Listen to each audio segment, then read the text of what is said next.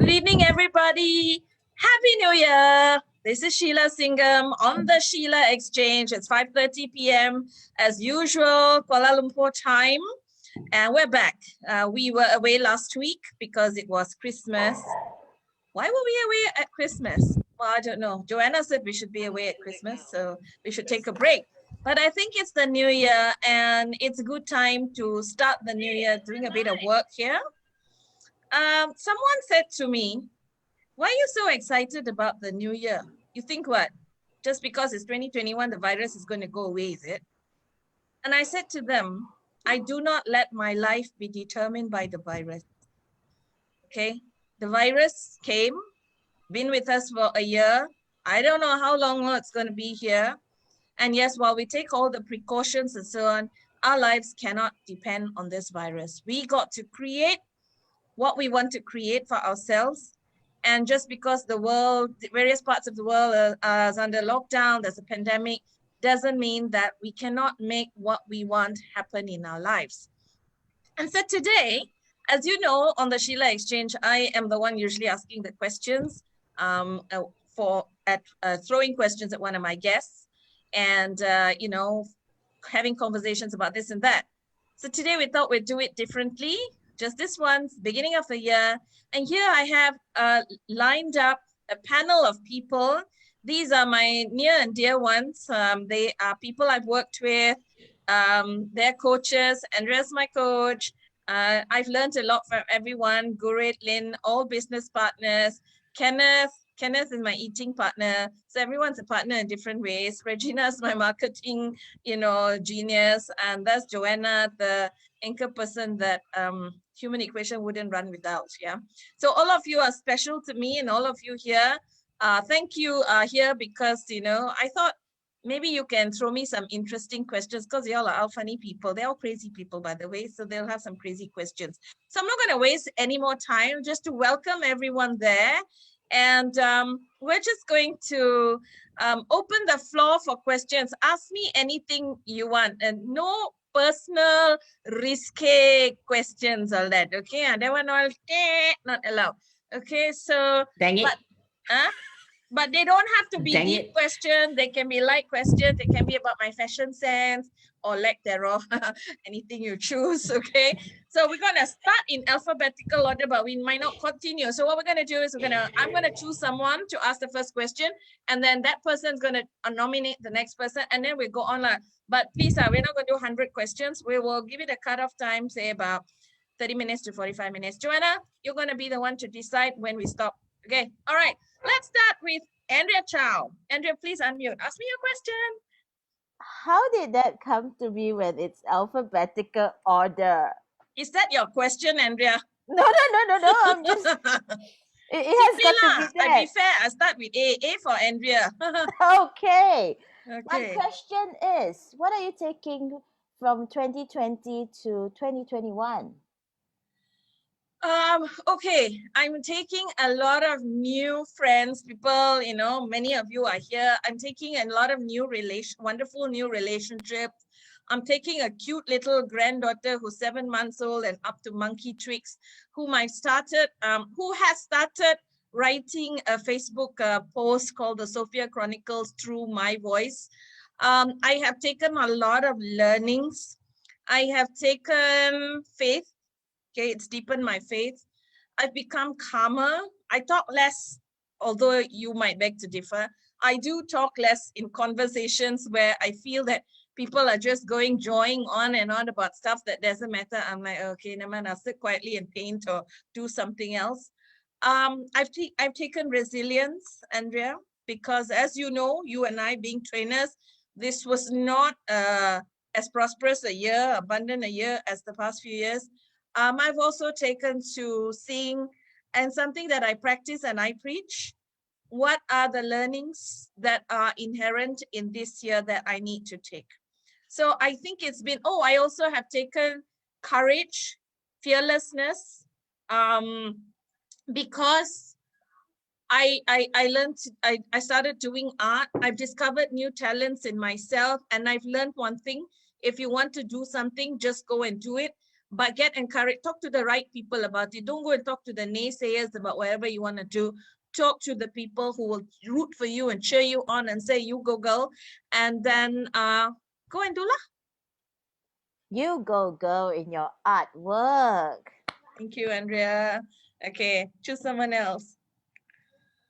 Someone that's equally talented. Gurit. How lah? How? She said alphabetical, sayang. No, Okay, never after mind. that, no need. I start with A, then we can go haywire. Because you know what? We never go according to expectations, right, Gurit? I never play by rules. Cool. Sorry. We break same. every rule there is. I understand. Okay, so my question, yeah. Last year was very bittersweet for me. There were some really highs and there were some major lows. It's been tough, but it's also been exhilarating in a lot of ways. So my question is, how do you put down the burdens that are on your shoulders? Because as much as there are a lot of highs at the moment, but the burdens will not just go away. You know, there's still a lot of worry, there's still a lot of concern, a lot of angst, anxiety is quite, it peaks at times and it's really difficult to manage. How do you put that down? Okay, interesting question. See, I always operate at two levels, Gurit. I'm very strong in my faith. And so I am a firm believer there's a God out there. And while some people may look at God as being a capricious being, I prefer to look at God as being someone dependable who's got a plan for me. Because if I were to believe otherwise, then I'll crash, you know what I mean? So I choose to believe. Faith is a choice. Yeah. Hope is a choice. That's one thing. So I keep upbeat in prayer and so on. The other thing is emotionally, I ask myself, what is the worst thing that can happen to me? Yeah. I always use that a lot. I use Yeah. that a lot. Yeah. Yeah. So I remember about 12, 13 years ago when I wanted to quit a job in the corporate sector. You and I worked together in that same company, Gurit, and I was going to quit. And people said to me, are you mad? The market's not very good. Training is the first thing that people will let go of in the downtime, which didn't turn out to be true, by the way. But I said to myself, okay, fine, let's do this. Let's face what happens if this business I'm starting doesn't take off. Okay, I'll go and do something else. I'll go and sell nasi lemak. And we have seen how during this pandemic, a lot of people have lost jobs, had no income and all that. They pivoted by going into the food business. I mean, you did that, Gurit. You started supplementing your income by creating your brand, the Memory Lane Baker, and then baking and all that. So it, at least, I mean, it might not have earned you as much as you did going and doing training, but you were getting some money in, and that's important, to be doing something and seeing movement in what seems to be a static situation.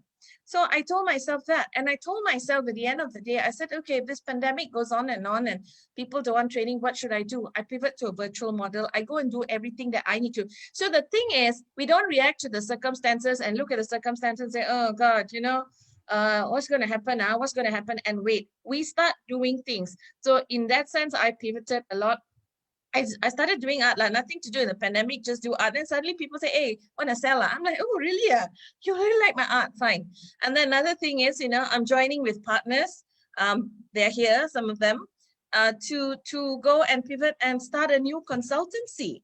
You know, I've revived another business that has been dormant for a year, because, you know, there are people in that business who can make some money from that. So I'm not just doing things for myself, I'm doing things for others and with others. And I think when you surround yourself with community and people who root for you and people who can support you, that's very important. At this time, more than ever, you need kawan, or you need friends, you need coaches, you need mentors. You don't have to pay money to go and see a mentor, a coach, a psychologist. Good, you have mentored me. You know, Andrea has mentored me. Regina has given me pep talks as I have her. You know, even Joanna, You know, Joanna works with me. She's a millennial, where she'll sit me down and say, now, Sheila, you got to practice what you preach and stuff like that. And I'm like, okay, wake up call. So that's what you do. You surround yourself with community. You look at the worst case scenario, you figure it out, and you ask yourself, if that were to happen, then what? And then if you can face the worst thing that can happen, then you say, okay, so now my starting point is from there, you know, to make sure that doesn't happen. And you keep going, you keep moving, not on the spot, but you keep moving forward. And of course, you need to have faith in yourself as well as in God. Yeah, I think good to know. I think I'm on the right track. You are. I just every now and again I need a little bit of a kick up the proverbial A. So. Just call me lah. Come over, make me some nice chapati and dal and saag. I'll come over. And cake. Cake. One. Okay. Thank you. All right. So I am going to pass the baton to Regina. Okay. Right, Sheila, you were talking a lot about this is the year that you have to have people surrounding you. You have to have supporters. You have to get people to uplift you as you would do with others. Now, I have a question here. What did you discover about yourself this year and about others as well?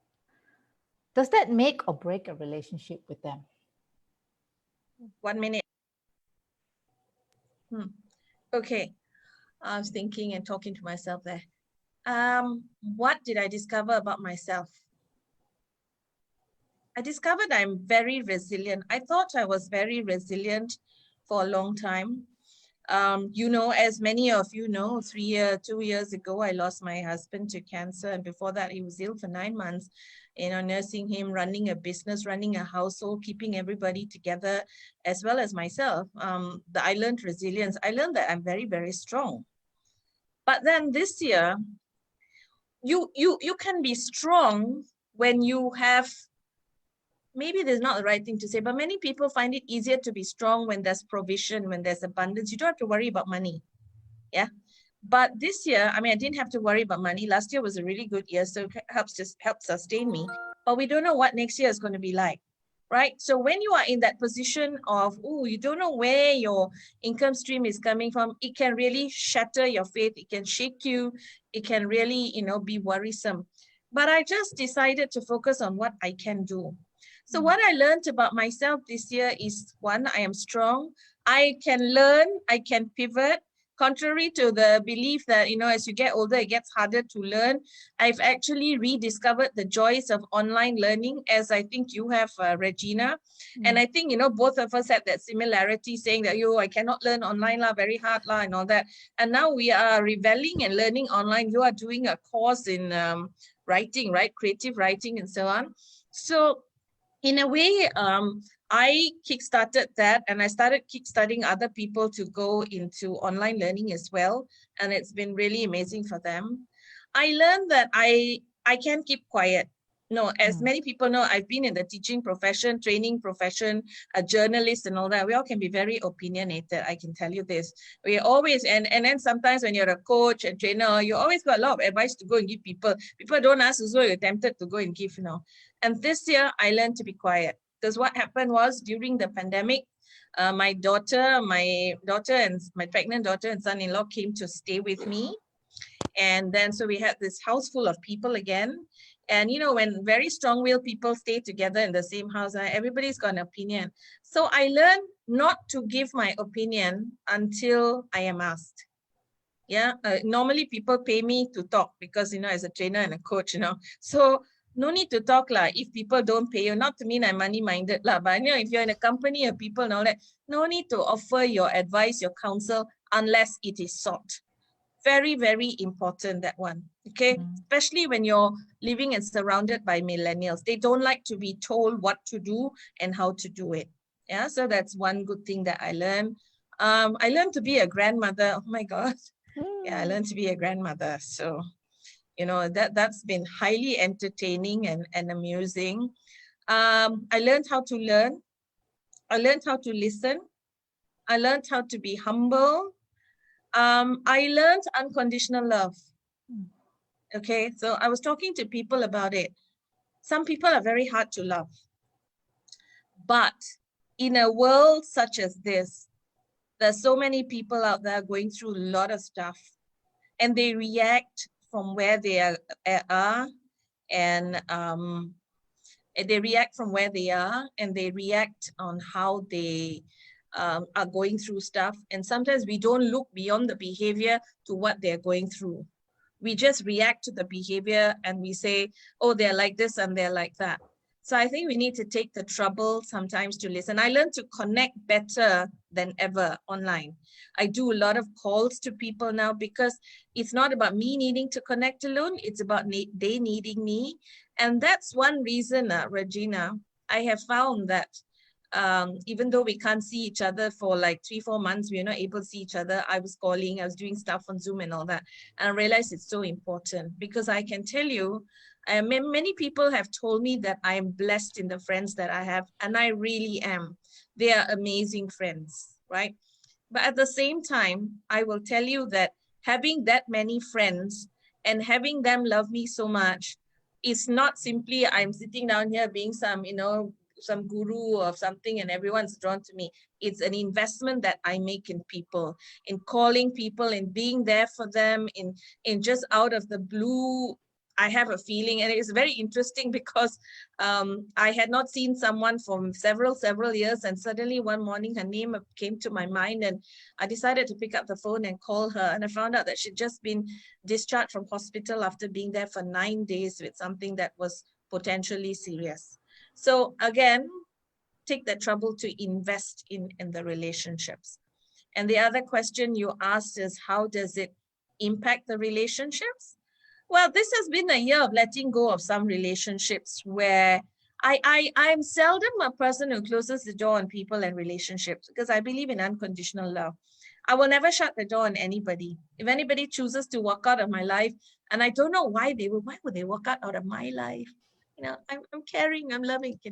That's another part of it altogether. But if people choose to walk out of my life, I don't shut the door on them. The door is always there. You go, but you come back on your own accord. I'm always there. I don't judge. I don't, I don't scold. I don't say, now you left, you cut me out, and then now you're gonna come back. I don't. I'm always there, right? So I don't burn those bridges. Yes, that's what Joanna is saying. And we don't burn those bridges. We just choose not to cross them. And one day the door is open, you come back. I love you still. Might not be ever the same as it was before, but never close the door on a relationship. Because you know why? People walk away sometimes because the stuff they are going through that they can't talk to you about and they can't tell you.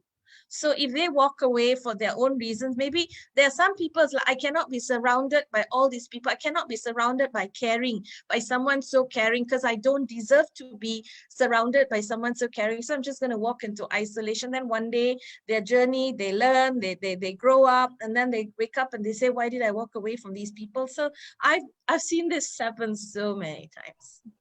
Yep. Thank you, Sheila. Right.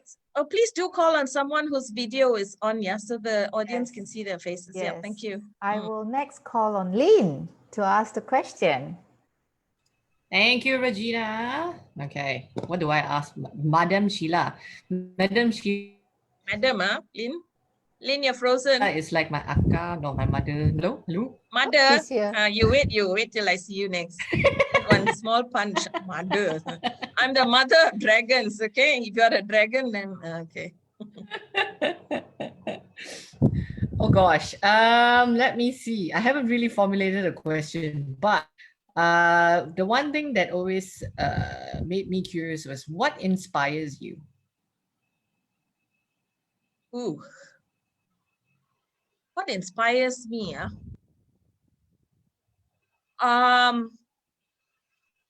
The potential for being able to effect change. Yeah, whether it's in my own life or in the lives of the people around me, whether it's in the life, whether it's change in at a community level, for a policy, for a purpose, for an individual, an organization, some entity, to be able to go there and impact that person and make a mindset change so that from seeing darkness, that person can see a glimmer of light. So everything I do is inspired by that. It's about leaving a legacy. And I think there was a posting on Human Equation this week on legacy. So if you want to leave a legacy, don't wait, start now. You know, I don't particularly need to be remembered. But you know, sometimes you really don't know the impact you're having on people. So what inspires me is the need to conduct myself in such a way that people will look at me and be drawn to come to me, not because, again, as I say, I don't want to be put in a pedestal, but I want to be that person that people feel comfortable coming to and talking to about anything, and seeing that whether I could be that catalyst for change. You know, Lynn, this made, I was very impacted by this because, you know, at my husband's funeral, there were about 1,000 people who came to pay their respects. When, you know, if you, someone can, when you're gone, and with 1,000 people can take the trouble to come and see you and pay their respects, that means you left an impact on 1,000. You left an impact on 1,000 people. And that is, right? That is really, really amazing. Now, I don't necessarily need to have 1,000 people come if I die. I mean, hopefully if I die, it's not COVID time. Like, not only 20 people can come. Bit sad lah, that one. But my point is that in some little way, I want to leave a sparkle in someone's life, touch someone's life in some small way so that they say that, hey, that person, I met her once, but, you know, and I've had people come and tell me this, one day training program, or they met me at the dinner. Somebody said to me, attending a talk helped her to pivot her life and become a coach and a trainer as well. So I thought that that was amazing, you know, to be able to do that. Okay, your turn to nominate someone.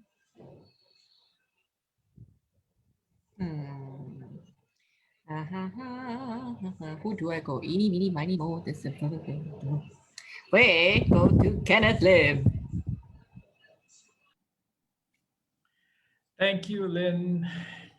Hey, Sheila. Hey, How are you doing? I'm doing okay. It's good. Okay, so being the newest kid on the block with you, I guess. As you know, I was really inspired by your art, right? So much that I did actually procure one.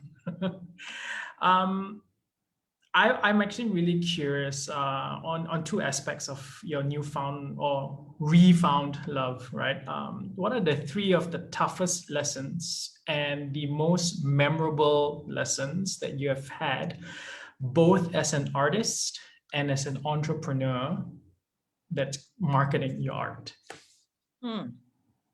Three toughest lessons and three memorable lessons or experiences. You want six, Kenneth? Six, Ayo, must think lah. Okay. Toughest was, I think, putting it out there for people to see. Okay, because, you know, here's the thing, right? Sometimes when you feel that, you know, you haven't gone through 3 years of art school and postgraduate art school, had exhibitions left, right, center, had people critique art, you don't think you're an artist. But then again, putting it out there, the first time I posted something on Facebook, was very frightening because I was waiting for people to tell me what it meant. And then when people said nice things, I was like, they're just saying that because, you know, they like me lah, they're being nice and encouraging and all that. But then, like, when someone like you comes along and says, oh, I love that piece and I must have it, I'm like, wow, really? Right? So I'm just going to intersperse the lessons, the tough ones with the empowering ones. So again, I think sometimes when you are poised on the brink of making a new decision, starting a new business, doing something new, you don't have the confidence, you need sometimes to talk to people to help bring that out. And in that aspect, there was Andrea Chow. I went to a coaching session on points of view where she was my coach. And one of the exercises I decided was to talk about my art, because I was at that point there where I wanted to bring it out and maybe people wanted to buy and sell it, but I wasn't sure. You know, when you're starting something new, sometimes you feel a bit like a fake. You know, I'm sure some of you here are like that. You know, you're like, okay, so Gurit, you're the memory lane baker. But first time you made and sold some cakes, you're like, yeah, but I didn't go to baking school and I'm the memory lane baker. I feel like a fake. Yeah, but then it is not what you feel, but it is the product of your efforts and how people connect to them that tells you. Okay, so sometimes never rely on your own instinct, your own feelings. Go out there and sound people out. That's very important. That's why to have mentors, advisors, people in your life who will give you honest feedback. And trust me, Kenneth, when I want honest feedback, I don't need to leave the walls of my house. I got 3 women in this house who will come and tell me everything honest, from the way I dress to the way I behave to whether my art is nice or not, whether my curry is nice or not. So, you know, they're like my compass, man, you know, because my friends are very polite. But then I got some dragon ladies here, you know, all of you here are not the polite friends, you know, so tell me straight in my face. And that's why you need to surround yourself with people like that. Okay, so toughest thing was, again, it is starting a business during this downtime. Are people going to invest in art when clearly there are other priorities? So I just put it out there, you know, Right. if it succeeds, if people, and that is another thing that, you know, I learned, and the people want to buy. They don't want, never mind lah. Whatever you do is subjective. And that has been the way I am in everything, in training and coaching. So I put out proposals after proposals. Some come back and say, great. Some are like, no lah, this, you know, it doesn't suit us, or no, we've gone with someone else, or we deferred it. And I'm like, okay, fine, no worries. I'm not going to sit and cry over it. The timing will come when they'll need me, and then I'll be ready, you know? So so that's it. The toughest thing is putting yourself out there when you're doing new things, and waiting with bated breath to see if people will be interested. Number 2 is surrounding yourself. You know, the tough thing is being able to take the feedback and the critique. Okay, as I said earlier, people like me, we're always telling people what to do, companies how to progress, people how to behave, what you need to do in your life. So when people come and give us feedback, very hard, no, it's painful. But that's also one thing that I've learned this year. Take the feedback with an open mind. And this is something I learned many years ago. When people throw a clod of mud at your face, always look for the grain of truth. Now that it is surrounded with mud and cow dung and all that, and just sift through that, look for the grain of truth and where you can use that grain of truth to improve. Okay, who I am today, Kenneth, is a product of a lot of the grains of truth thrown at me, covered in a lot of mud and cow dung, I can tell you that. Because, you know, I did not grow up in a family where people politely tell you, oh, may I give you some feedback? No, they just come and fling it at your face. But I learned that. And so today I'm able to take that feedback very objectively. And what was motivating and inspiring is people loving my art. People came to my house. My art is in my house right now. I don't have a gallery per se. Not yet. Huh? Okay, so maybe one day. But it's all there in my house.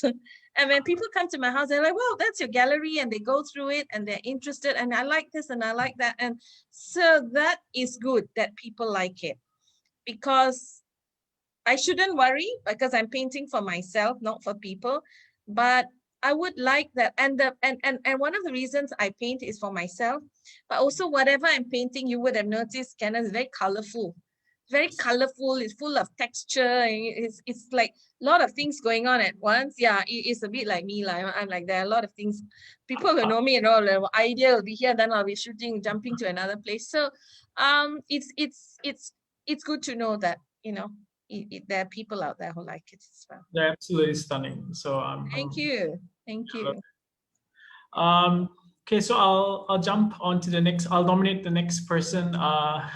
our favorite bouncing fig, Alina. Hey, hi, thanks, Kenneth.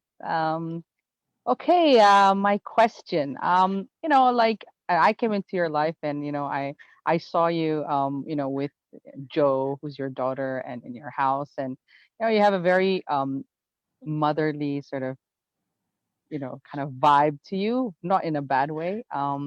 And even to many of us, even me, as you helped all of us progress, there's always this sort of like very strong motherly figure as well. I mean, even though we're not related by blood, but there's this aspect of you.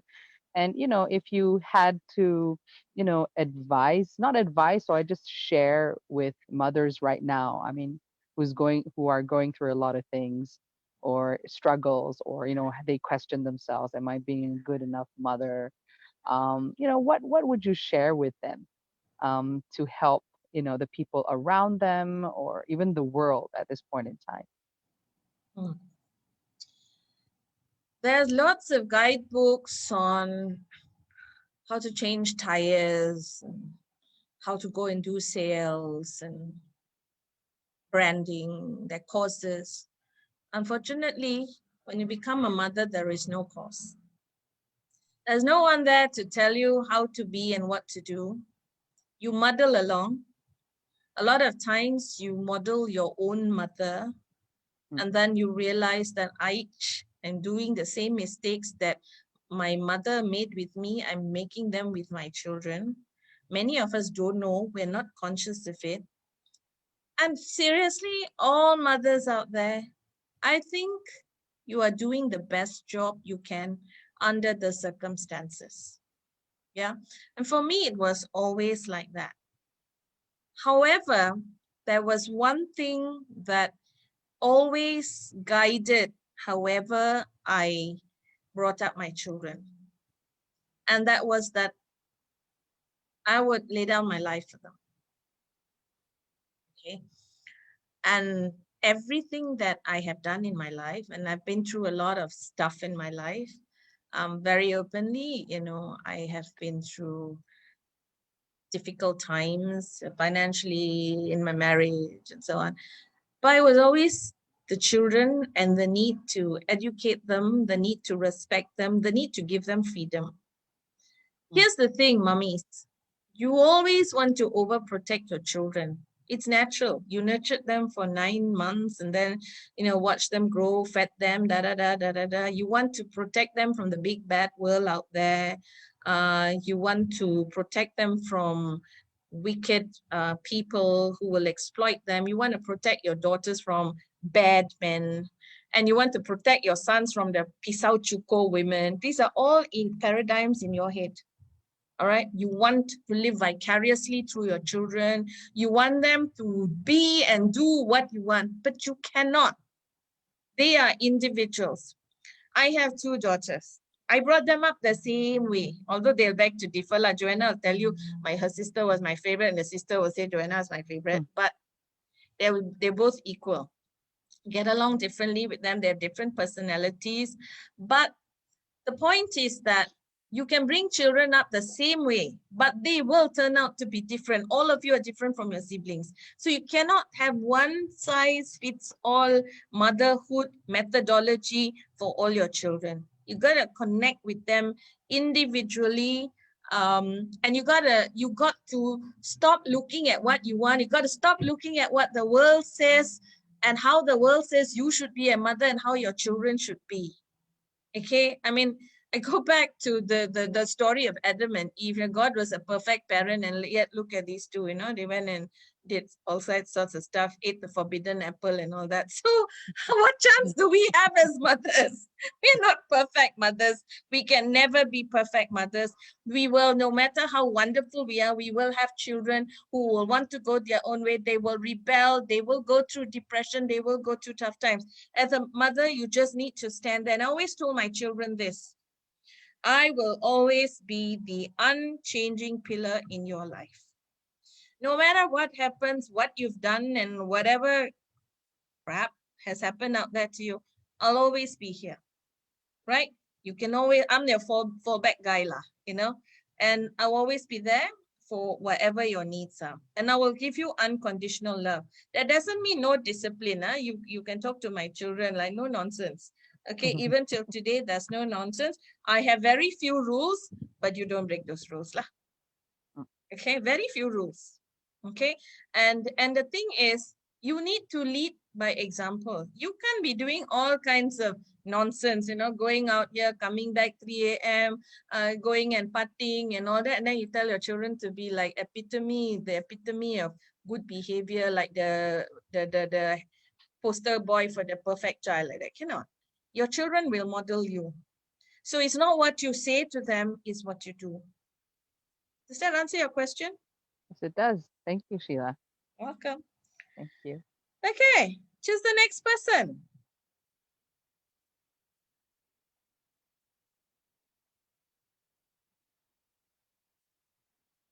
Alina, you're silent. Yeah, Alina. Nah, do we have anybody else? Joe? Can I choose Joe?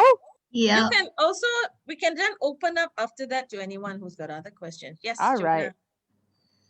Hi. Hello. Also, I just wanted to clarify that Alina kind of already let it slip that Sheila's my mother, but we don't usually say that. But since it's out there, I just wanted to say that everything my mother said absolutely makes sense, because that's also why we have such a great relationship. She's always treated me like my own person, respected who I am, but at the same time, you know, reeled me in when necessary. So that's really great advice. My question actually. You come home by midnight. Huh? No, just kidding. I love my key. It's okay. Don't lock me out, huh? So this year I think has been a pretty interesting year for everybody, and it's so interesting because I feel like you have seen so many people who suddenly like discovered their purpose. You know, I am one of those where I've kind of finally figured out what it is I want to do, and I'm kind of figuring out how to get there. But I also know a lot of people who are on the other flip side, where they were pretty comfortable with life and happy and settled, but somehow going into a lockdown kind of threw them off balance. Now they're sitting and wondering, you know, what's really my purpose? What is there for me to figure out? Like, I'm not happy where I am. How do I even go about figuring out what actually is going to make me happy? So I guess my question is really about, for the people out there who kind of still stuck a little bit in this whirlpool of that was 2020, what kind of advice can you give them about steps they can take to discover their purpose? And I guess also, if you've already discovered that purpose, I don't know, maybe just some words of advice on how to kind of stay with it and like persevere. That's a very, very interesting question, because you are very blessed and fortunate to have at this young age discovered your purpose. Also, because I had a mother who guided me. And I think I asked this question because I think you've been through a lot of different changes in your life and career, and you've also been able to discover your purpose. So I think the thing is to ask yourself, first of all, why am I here? What am I meant to do with my life? Again, it goes back to legacy. You're not here on earth to just shop sendiri, make money, please yourself, you know, be happy. Everyone thinks, oh, I need to be happy. What is be happy? I can tell you, people who have very little money,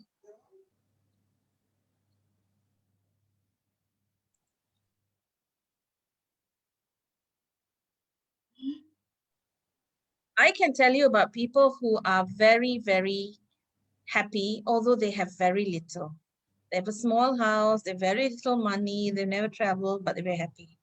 And I can tell you people who have lots of money, they work, build their careers, but they're not happy. So the thing is, we have to realize that what is it that makes us feel fulfilled? All right? It could be when you write something and people read it, you feel fulfilled. Like when you go out and you help little children, it might not be your job, but you can feel fulfilled. When you go out, you might be working, say, in some other line, but you go out and you eat and you do a food review, you might be fulfilled. Right? So sometimes the job you are in might not be related to your purpose. So my point is that what you need to do is start with sitting down and asking yourself, what really, really makes me feel fulfilled? All right. Now, as you said, I've been in many different careers. I've been a journalist. And I realized that when I was writing stuff, interviewing people, doing profiles and all that, I really felt fulfilled. And then when I was a trainer, I am a trainer, I felt that when I'm in a classroom teaching people, I'm in my element, and I suddenly see the aha moment and some people coming and telling me that changed my life. Yeah, I feel fulfilled. Lately, I've discovered another purpose that when I'm doing art and I'm painting, I feel fulfilled. So it might not be one thing, Joanna, that is your purpose. And today, I was reading this book by Jeff Goins called The Art of Work. And he says today's professional is going to be what we call a portfolio professional. They can have many, many different areas that they're working in where they could feel fulfilled. So the thing is, you need to sit down and stop the noise in your head, what the world tells you you should be doing. I have one of my coaching clients, one of my students who's come for my course. She's a qualified accountant, but she is so fulfilled by coaching. And she moved companies, went into one of the big 4 accountancy firms and like was very happy. And I looked at her and said, you're not gonna be happy here, but I kept quiet. Because again, remember, don't offer advice unless it's solicited. And 6 months down the line, she comes and tells me she's quit and I want to pursue my passion of coaching. And I said, that's your purpose, because I've seen her do coaching. I train her to do coaching. I've seen her on a stage where she's shared her life story and how people were spellbound. And that is what she is meant to do, right? So stop listening to what people tell you you should do. Stop listening to what the world tells you should do. When I quit my job as a teacher in government service, people say, you're crazy. You're leaving a government job to go out there into, a real estate company and work. And when I quit the corporate sector to come and start my own training company, people say, you're crazy to do that. You don't have a steady income. People will tell you all kinds of things. But here's the thing that needs to guide you in whatever you do. You need to listen to your heart. Your head will give you the facts and figures to support whatever you're doing or not. But ultimately, you need to listen to your heart, your gut feel that tells you where you need to be. Yeah. And every time I have switched careers, it's not been my head because of the money or the opportunity. It was very scary, and I've just written about that actually in a column that will be coming out. I was terrified. Moving from teaching into real estate sales, into training, into journalism, totally different fields. And every time I was given the opportunity, I didn't seek those jobs. They came to me. And every time the opportunity came, I was very blessed that way, right? But sometimes we need to create the opportunities. You cannot wait for the opportunities to come. Sometimes, but I always believe that if your heart is ready, then the opportunity will come. Okay? Thank you. So to discover your purpose, listen to your heart. Sit down quietly, write down all the things you desire to do, everything that you've ever wanted to do, even if it's to go out there and do adventure sports, because never know, one day you might be so good at it, might turn it into a business. And you can empower lives, teaching them courage and all that. Never underestimate the power that you have. Each of us has the seeds of greatness inside of us. We have the power to effect change. We can leave a mark in the footprints of, a footprint in the sense of time. All right, but that's entirely up to us. Okay, if you think you want to, then go and do it. If you don't want and you're just happy to stay in your comfort zone, also can. We don't judge. Yeah. Okay, but I don't know what the meaning of a comfort zone is anymore. No, don't know. Anybody can tell me, that'd be great. Yeah, that's an awesome way to kick off 2021 with that piece of advice. Anyway, anyone can always connect with me and ask me a few questions on Human Equation, Facebook. Those listening out there, if you want to discover your purpose, we can maybe do a little lecture on that next time. Any other questions? Anybody else has any questions? Any burning questions?